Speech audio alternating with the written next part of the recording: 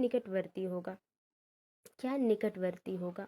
निकटवर्ती प्रतिवेशी 3 राज्य हैं, यानी कि आसपास में जो अपनी सीमाएं साझा करते हैं मिजोरम के साथ, वो कौन कौन से राज्य हो जाएंगे? असम, बिहार, छत्तीसगढ़। तो आप जानते हैं बिहार उत्तर प्रदेश इधर आ जाता है, मिजोरम आपका इधर है, तो ये तो होंगे नहीं।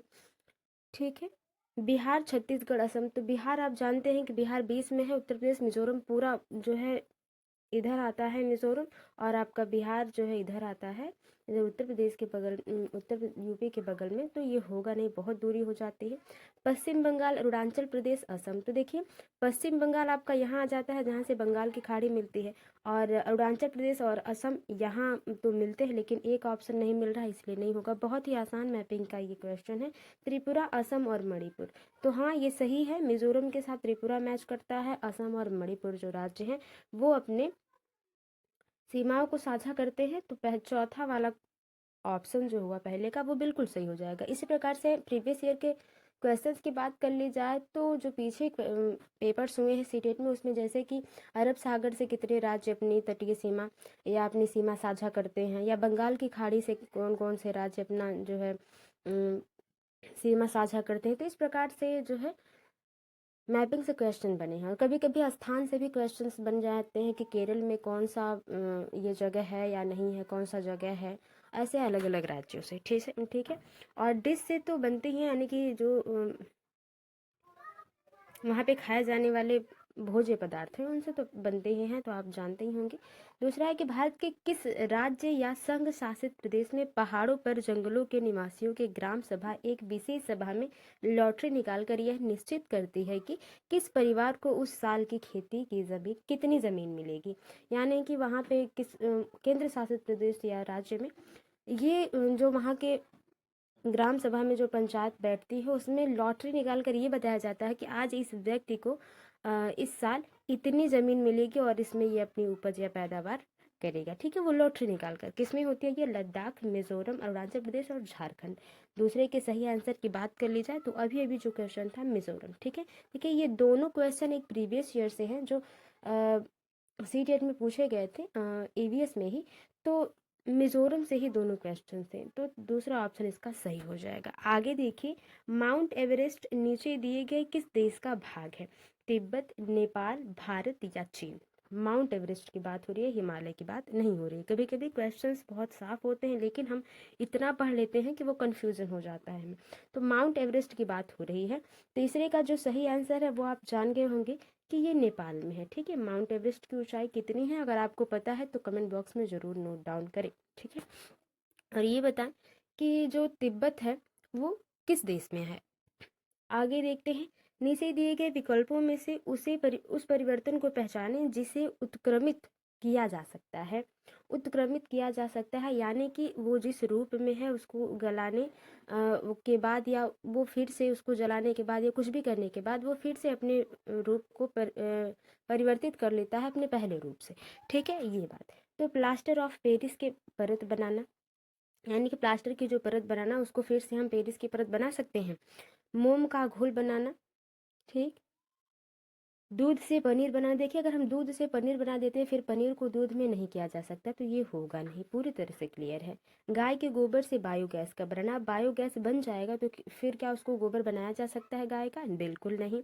प्लास्टर एक बार बना दिया जाएगा तो वो फिर से पेरिस की परत नहीं बनेंगे। ठीक है, लेकिन मोम का घोल जो होता है वो फिर से मोम में परिवर्तित किया जा सकता है, तो दूसरा ऑप्शन बिल्कुल सही हो जाएगा। देखते हैं अगला क्वेश्चन क्या है।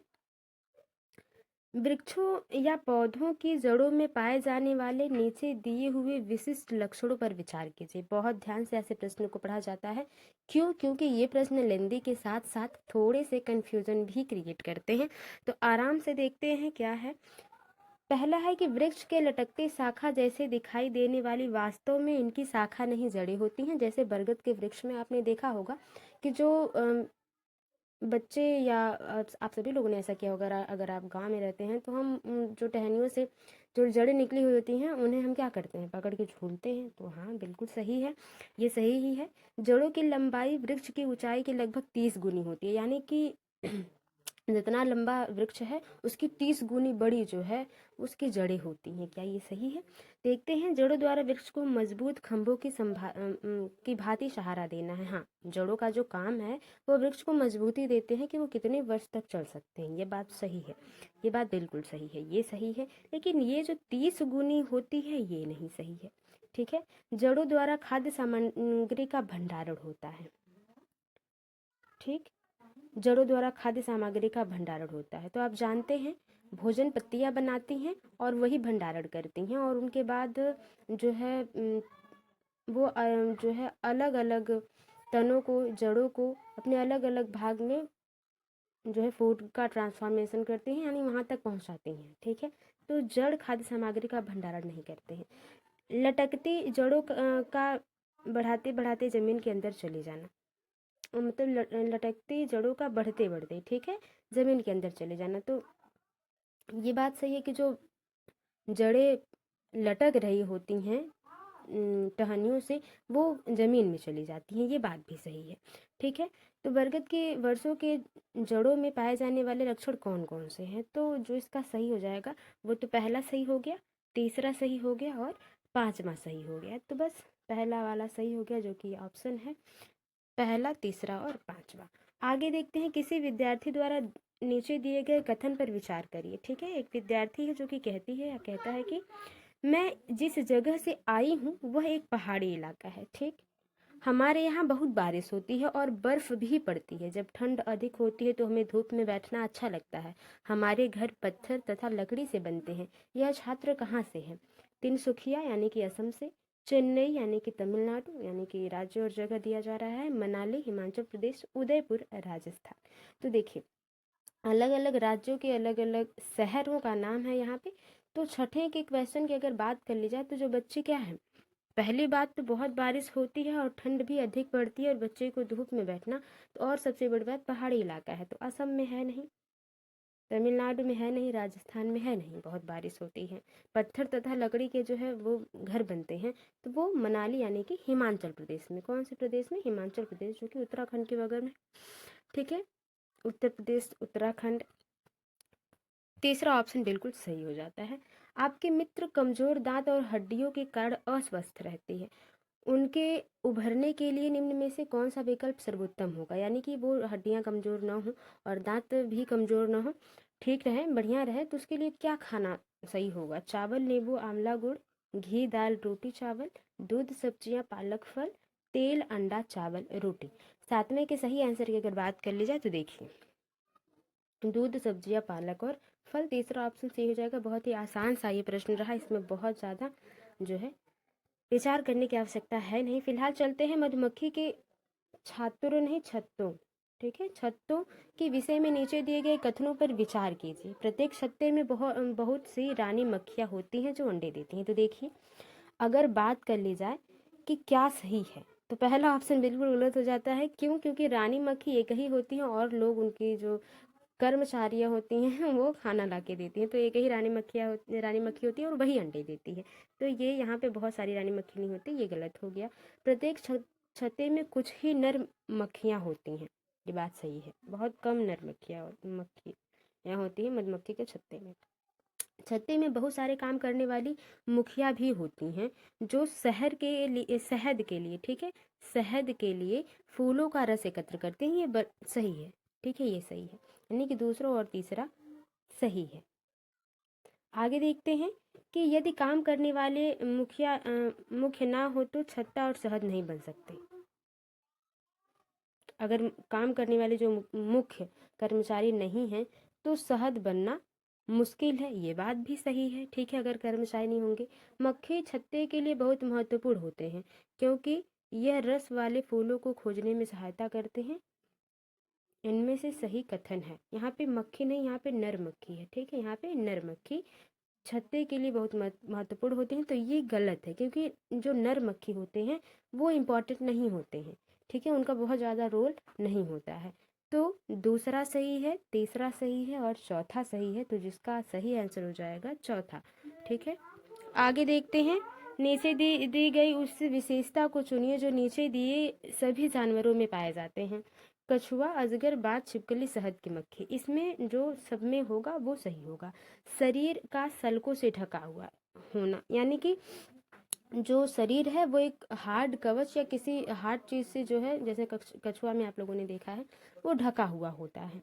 ठीक है, तो देखिए ये सब में नहीं होता, कछुआ में होता है और किसी में नहीं होता ये। ठीक है, तो ये तो होगा नहीं। भूमि पर तथा जल दोनों में रह लेना, तो 9वें के सही आंसर की बात कर ली जाए तो भूमि पर तथा जल दोनों में रह लेना, तो कछुआ भूमि जल दोनों में रह लेगा। बाज तो जल में रह नहीं सकता, शहद की मक्खी जल में रह नहीं सकती, तो ये भी गलत हो गया। अंडे देना, अंडे देना, कछुआ, अजगर, बाज, छिपकली ये सारे अंडे देते हैं। ठीक है, जहरीला होना, तो जहरीला सिर्फ कुछ ही हैं, सभी नहीं है। ठीक है, शहद की मक्खी के काटने से किसी की जान नहीं जाती, अगर एक आध मक्खियाँ काट ले तो। ठीक है, तो अंडे देना एक ही चीज है जो मिल रही है, वो अंडे देना। ठीक है, तो तीसरा ऑप्शन बिल्कुल सही हो जाएगा। ऐसे प्रश्नों में थोड़ा सा आपको अपने आप में कॉन्फिडेंस रखना है, क्योंकि कंफ्यूजन बहुत होती है एग्जाम के टाइम पे। तीसरा ऑप्शन बिल्कुल सही हो जाएगा। केचुओं के बारे में नीचे दिए गए कथनों पर विचार कीजिए। ये जमीन में छेद बनाते रहते हैं जिससे जमीन पोली हो जाती है, ये बात बिल्कुल सही है, ताकि जो जमीन है वो उपजाऊ ही रहती है, बिल्कुल सही। ये मृत पत्तियों और पौधों को खाती है और इनके मल से मृदा उपजाऊ बनती है। ठीक है, तो ये भी बात सही है कि वो जो उनके मल से मृदा उपजाऊ बनती है, बिल्कुल सही बात है ये। अगला देखते हैं कि यह जिस कंपोस्ट को बनाते हैं वो फैक्ट्री में बने उर्वरकों से महंगे होते हैं। नहीं, तीसरा वाला हम लोगों ने पढ़ा नहीं। ये अपशिष्ट को कंपोस्ट में परिवर्तित कर देते हैं, ये बात भी बिल्कुल सही है। ठीक है, ये जो अपशिष्ट बनते हैं इनसे वो क्या होते हैं, बहुत ये जो अपशिष्ट होते हैं वो कंपोस्ट में परिवर्तित कर देते हैं, ये बात भी सही है। यह जिस कंपोस्ट को बनाते हैं वो फैक्ट्री में बने उर्वरकों से महंगे होते हैं, ऐसी बात नहीं है। रसायनों का छिड़काव केंचुओं को प्रभावित नहीं करता, बिल्कुल प्रभावित करता है। इनमें से जो सही कथन है वो पहला, दूसरा और तीसरा है, इसमें कुछ सोचना नहीं है, तीसरा ऑप्शन बिल्कुल सही हो जाता है। आगे देखते हैं, प्राथमिक स्तर पर पर्यावरण अध्ययन की बाल केंद्रित प्रवृत्ति किसके कारण है? प्रवृत्ति किसके कारण है? पर्यावरण की बात आ रही है और अध्ययन पे, वो भी बाल केंद्रित शिक्षा पर, तो गतिविधि आधारित शिक्षा, रटना सीखना नहीं है, ये तो दूसरा बिल्कुल पहले गलत हुआ। ठीक है, रटना सीखना नहीं है। गतिविधि आधारित शिक्षा यानी कि करके सीखना, बिल्कुल सही है। पाठ्य पुस्तक आधारित शिक्षा, पाठ के हिसाब से यानी पुस्तक के हिसाब से बच्चों को नहीं ढालना है, बच्चों के हिसाब से पुस्तक बनानी है। सीखने के लिए स्कूल, घर और समुदाय की भागीदारी, बिल्कुल स्कूल में भी बच्चों की को हेल्प मिले, घर पे भी, और जो वो उनके जो जिस ग्रुप में वो हैं, जिस क्लास में वो हैं, उनमें बच्चों की क्या सहयोगिता मिले, भागीदारी मिले, बिल्कुल। ठीक है, जहाँ पे बच्चे एक्टिव हों, सक्रियता की बात हो रही है, तो पहला सही हुआ और चौथा सही हुआ, तो बिल्कुल ही 11 का जो सही आंसर हो जाएगा, चौथा ऑप्शन बिल्कुल सही हो जाएगा। कौन सा ऑप्शन? चौथा ऑप्शन, पहला और चौथा। आगे देखते हैं, प्राथमिक स्तर पर पर्यावरण अध्ययन का उद्देश्य है। बहुत ही आसान प्रश्न है ये, क्वेश्चन ऑप्शंस देखते हैं कि फंसाने वाला न हो। कभी कभी ऐसा होता है कि क्वेश्चन आसान होता है ऑप्शन फंसा देते हैं, ऑप्शन आसान होते क्वेश्चन फंसा देता है। तो फिलहाल यहाँ देखते हैं कि बच्चों को अपने स्वयं के सीखने पर प्रतिबिंबित करने के लिए प्रोत्साहित करना। कहने का मतलब है, यहाँ पे ये कहा जा रहा है कि बच्चा जब खुद से सीख रहा है चीज़ों को, तो उसमें हम क्या करें, उसे प्रोत्साहित करें कि बेटा आप बढ़िया कर रहे हैं, बिल्कुल बात सही है, बच्चों को प्रोत्साहित ही तो करना है। बच्चों को पर्यावरणीय समस्याओं को हल करने में सक्षम बनाना, ताकि वो उस पर तर्क वितर्क कर सके, उनके काबिल बनाना उनको, बिल्कुल सही बात है ये। बच्चे को नए ज्ञान का सृजन करने के लिए संलग्न करना, बच्चे कुछ नया करेंगे तभी तो कुछ नया सीखेंगे, यानी कि उन्हें जो बच्चे कर रहे हैं उन पे उनका सहयोग करना, बिल्कुल ये भी बात सही हो गई। अब है कि बच्चों को ज्ञान के एक निश्चित निकाय के प्राप्त करना के रूप में व्यवहार करना, कि आप ये कहने का मतलब ऑप्शन का है कि ज्ञान को सिर्फ आप ही दे सकते हैं, एक निश्चित निकाय के प्राप्तकर्ता के रूप में व्यवहार करना, कि बच्चे को ज्ञान सीखना ही है और ये एक ही जगह से सीखना, चाहे वो पुस्तक से या आपसे, तो ये ऐसी बात नहीं हुई। पहला, दूसरा, तीसरा सही हो जाएगा, यानी कि पहला ऑप्शन है बिल्कुल, इसमें पहला ऑप्शन सही हो जाएगा। आगे देखते हैं, प्राथमिक स्तर पर पर्यावरण अध्ययन के संबंध में निम्नलिखित में से कौन सा कथन सत्य है? जो सही ऑप्शन होगा, सबसे पॉजिटिव ऑप्शन होगा, वही ऑप्शन सही होगा। है कि पर्यावरण अध्ययन विज्ञान, अच्छा पर्यावरण अध्ययन, विज्ञान, सामाजिक विज्ञान और पर्यावरण शिक्षा की अवधारणाओं और मुद्दों को एकीकृत करता है। यानी कि कहा जा रहा है कि पर्यावरण अध्ययन एक ऐसा विषय है जिसमें विज्ञान, सामाजिक विज्ञान और पर्यावरण शिक्षा की जो है टॉपिक्स आ जाते हैं, अवधारणा और मुद्दे आ जाते हैं। तो ये बात बिल्कुल सही है, ये सही रहा, ये सत्य है। अभी देखते हैं, रचनात्मक विकसित करने के लिए केवल एक शिक्षण अधिगम पद्धति का उपयोग करना, सिर्फ एक ही तरीके से बच्चों को सिखाना नहीं।